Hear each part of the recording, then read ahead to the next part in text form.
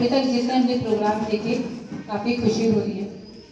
आज के इस गणतंत्र दिवस पर इस समारोह में जो कि विद्यालय द्वारा बहुत शानदार तरीके से आयोजित किया गया है, मंच पर आसीन मेरे सभी महानुभाव, सभी अनुभवी लोग यहाँ पर मंचासीन हैं, आप सभी का मैं सादर अभिनंदन करती हूँ और आप सभी प्यारे बच्चों का स्वागत भी और धन्यवाद है।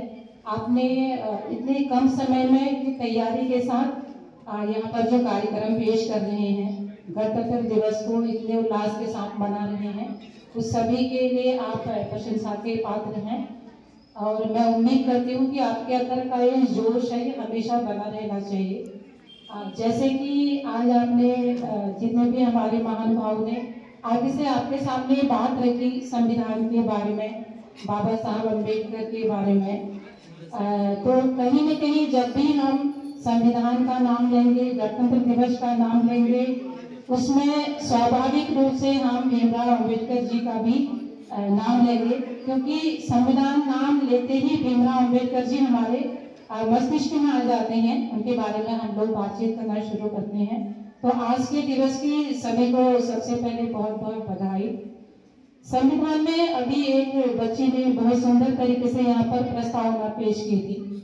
उस प्रस्तावना को मुझे लगता है आप कई बार पढ़ चुके हैं और गणतंत्र दिवस के बारे में भी यहाँ पर काफी आपने बातें सुनी। चूंकि अम्बेडकर जी के नाम से विद्यालय है, तो मुझे पूरा विश्वास है कि यहाँ पर उनकी जीवनी सबको मालूम होगी। सावित्रीबाई फुले, ज्योतिबा फुले, सबके बारे में आपको जानकारी होगी। यहाँ पर जितना भी अध्यापक स्टाफ है वो आपको समय समय पर इसकी जानकारी देते होंगे। ये जानकारियाँ हैं जो आपके नॉलेज में होनी ही चाहिए। जानकारी के साथ ही साथ जैसे आपने प्रस्तावना पढ़ी, उसमें जो शब्द लिखे हैं उन शब्दों का क्या अर्थ है।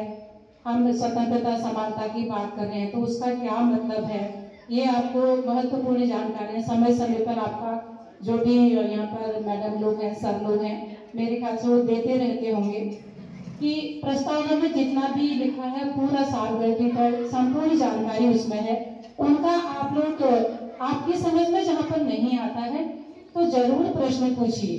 क्लास में जब आप बैठते हैं, जब आप एक लाइन भी उसकी पढ़ते हैं तो उसका अर्थ पूछिए कि इसमें ये लाइन क्यों लिखी गई है, इसका उद्देश्य क्या है। उसको आम भाषा में आपको सभी लोग बताएंगे। जो भी हमारा ये संविधान का उद्देश्य है वो आप लोगों की समझ में आ जाएगा। आप लोगों ने इसमें एक दो बातें सुनी होंगी जो मैं बेसिक में मुझे लगता है उस पर काम करने की जरूरत होती है, स्वतंत्रता और समानता। तो स्वतंत्रता से आप लोग क्या समझते हैं, थोड़ा सा बताएंगे? कोई बच्चा बताएगा? स्वतंत्रता मीन से क्या होता है? चलिए कोई नहीं, आजादी। बहुत बढ़िया, ठीक है। आप खुल के बोलो बेटा, खुल के, ठीक है।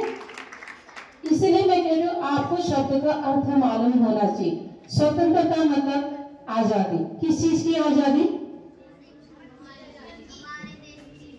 देश की। और किस चीज की? भाषा की, ठीक है।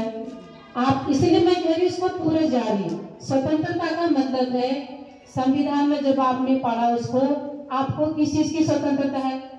आपको बोलने का अधिकार है, आप कहीं पर भी बोल सकते हैं, ठीक है। आपके सामने आप जो भी लक्ष्य प्राप्त करना चाहते हैं उसकी आजादी आपको है। आपके ऊपर कोई थोप नहीं सकता है कि आपको केवल कुछ निश्चित क्लास तक पढ़ाई करनी है या आपको एक किसी निश्चित फील्ड में जाना है।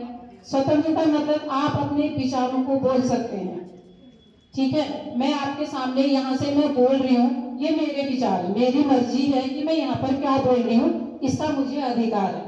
ये अधिकार किसने दिया हमको? संविधान ने, जो डॉक्टर अम्बेडकर जी द्वारा बना दिया है, ठीक है। तो इन चीजों के बारे में हमें घर से शुरुआत करनी होगी। आपके घर में, क्योंकि देश समाज इन सबसे पहले हमारा जो घर परिवार है वो है। आपके परिवार में आप अभी छोटे हैं लेकिन आप इन चीजों पर आपका ध्यान जरूर जाता है कि मेरे परिवार में मेरे पिता, मेरी माँ, मेरी बहन, क्या इनको बोलने का अधिकार दिया जाता है? क्या वो अपनी मन की बात बोल सकते हैं? बोल सकते हैं? बिल्कुल ठीक है। जहां पर अगर आपको ऐसा लगता है कि किसी को अपनी बात नहीं रखने दी जा रही, तो इसकी शुरुआत आप घर से कर सकते हैं। वहां पर कह सकते हैं कि ये सबका अधिकार है, हर किसी का अधिकार है। आपकी मम्मी है, आपकी दादी है, बहन है या आपका भाई है, सबको समान रूप से अधिकार है कि वो बोले, अपनी बात रख सके। आप लोग भी जैसे धीरे धीरे बड़े हो रहे हैं, आप पढ़ाई कर रहे हैं, तो आपको भी अपने अधिकार जानने चाहिए, लेकिन अधिकार वो जो हमारे आपके फायदे के लिए हो, आपके परिवार के फायदे के लिए हो, आपके समाज और देश के फायदे के लिए हो। ये ऐसी आजादी, ऐसी स्वतंत्रता नहीं चाहिए जो किसी को भी नुकसान करे। ठीक है। दूसरा शब्द इसमें है समानता। समानता का क्या मतलब है? समानता का क्या मतलब है? सबको एक समान दृष्टि से देखना और समान रूप से जितने भी अवसर आपके पास हैं उन सबको बराबर रूप में प्राप्त करना। जैसे आपने देखा होगा, किसी को ऐसा लगता है कि कोई बच्चा अगर बड़े घर का है, उसके परिवार में बड़े लोग हैं या बहुत पैसे वाले हैं, तो वो ही बड़ा अधिकारी बन सकता है, वही डॉक्टर, पुलिस या IAS बन सकता है। ऐसा बिल्कुल भी नहीं है।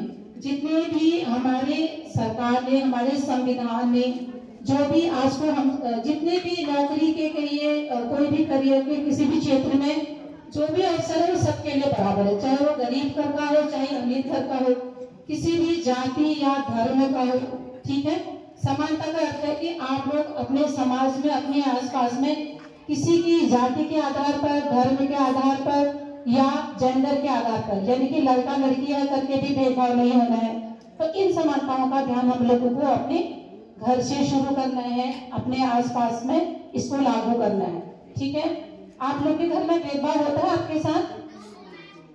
लड़कियों के साथ? कितने लोगों के साथ होता है ये बताओ भाई। होता है?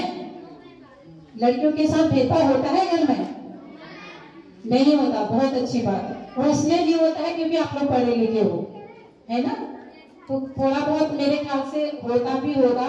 तो जहां पर आपको लगेगा कि हमें दबाया जा रहा है, हमारी बात नहीं सुनी जा रही है, लड़का लड़की में अंतर किया जा रहा है, तो वहां पर आप लोग बोल सकते हो। ठीक है। अपनी बात रखिए और एक समान एक साथ होके आगे बढ़िए। और इन सब के लिए क्या जरूरी है? समानता, स्वतंत्रता, संविधान, इन सबकी जानकारी के लिए जरूरी है हम लोग पढ़ने में ध्यान दें, इस योग्य बने कि हम उसका अर्थ समझ सके। ठीक है।